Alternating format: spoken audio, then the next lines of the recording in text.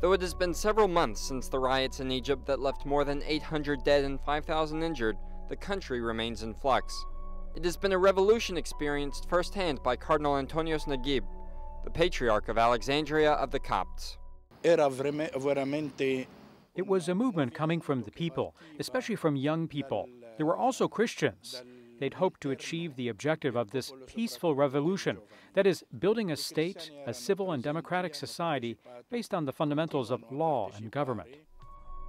He says that, to date, the change was not done democratically, but was based on religious grounds. During the first 2 weeks of this movement, the unity between Christians and Muslims was 100%.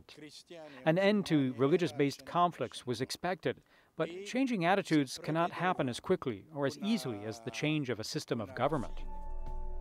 A few weeks before the riots, religious tensions were on the increase with the attack on the Coptic Church of Alexandria on December 31st. Therefore, the Pope called on the governments of the Middle East to protect religious minorities.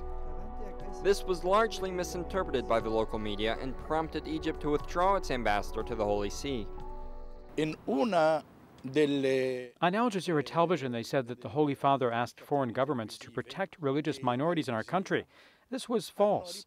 Based on those statements, other media have attacked the position of the Holy Father without reading what he said, without even reference to the texts. Therefore, Al-Azhar said that the relationship with the Holy See was broken.